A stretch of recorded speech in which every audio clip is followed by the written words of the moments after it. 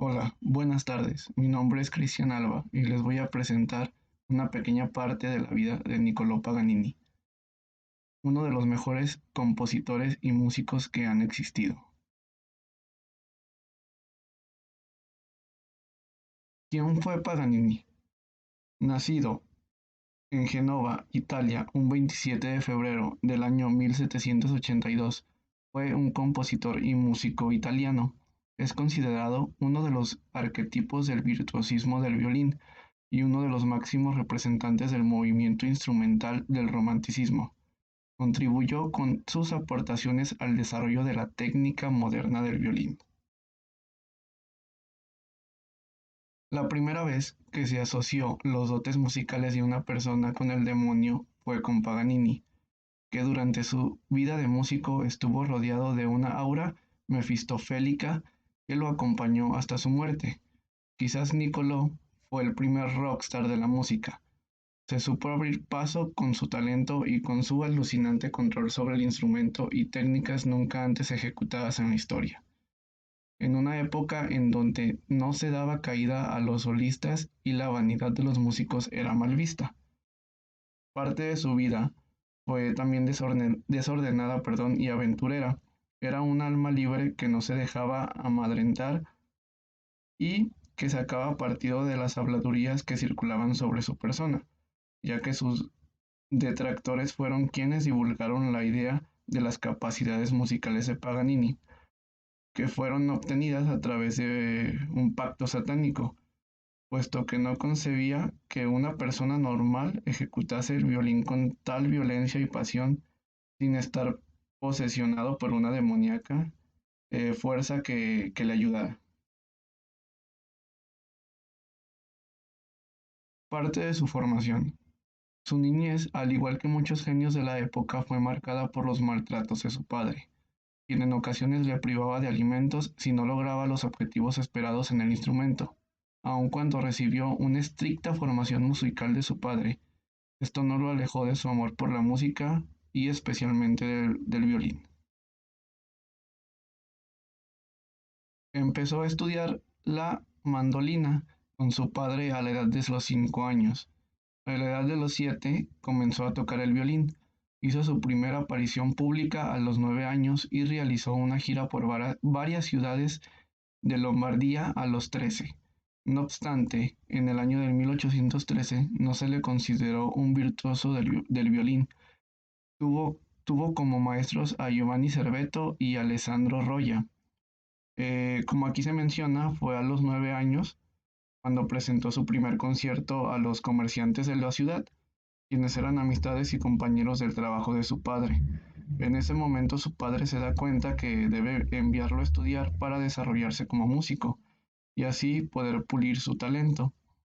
El pequeño fue enviado, como también ya antes mencionado, con el profesor Alessandro Rolla en la ciudad de Parma, que está en Italia, quien era una persona muy respetada y honesta, lo que admitió que ya no le quedaba nada más que poder enseñarle, esto por sus grandes técnicas y su forma de tocar. Como dato curioso, Paganini llegó a poseer 5 violines, dos Stradivarius, dos Amati y un Guarnerius, que era su violín favorito y lo llamó el segundo canon. Eh, Cabe destacar aquí que actualmente el instrumento musical más caro que se ha vendido, según el libro de los Guinness Records, fue un violín Stradivarius. Este violín Stradivari, fabricado en el año del 1707, fue subastado por 3,5 millones de dólares en una venta en Londres en el año del 2006. Paganini, a lo largo de toda su vida, logró tener 53 composiciones.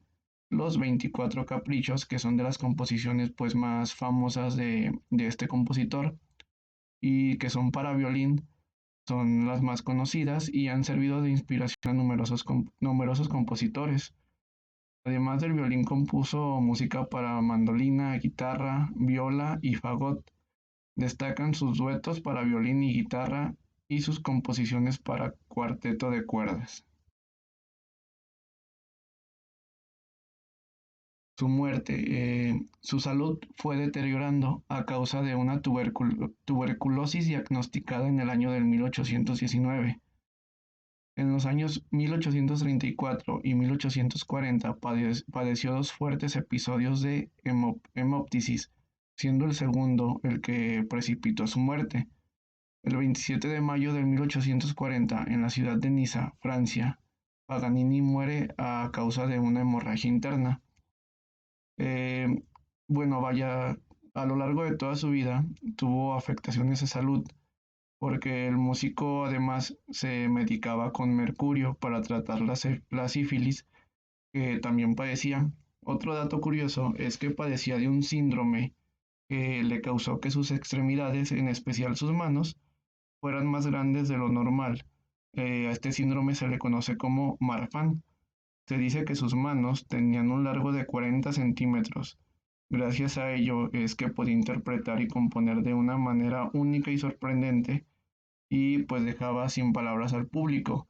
Mucha gente dice que es por ello que podía llegar a alcanzar pues notas que otros músicos no pueden interpretar en este instrumento y pues muchos lo conocían como hereje y que tenía pactos con el diablo, de ahí el nombre del violinista del diablo, debido a pues su gran talento que tenía con este instrumento. Cuando muere, el obispo de Niza, que fue en la ciudad donde falleció, prohibió su entierro en tierra consagrada por su reputación de hereje y no por su mentada asociación con el diablo. Como se ha dicho, su cuerpo fue embalsamado y almacenado en el sótano de la casa donde había fallecido. En el año de 1853 fue enterrado en el cementerio de Gaione y después de 4 años y un llamamiento al Papa, la Iglesia permitió que su cuerpo fuera transportado a Génova, que es su ciudad natal, pero no fue sepultado hasta el 1876 en el cementerio de Villetta di Parma.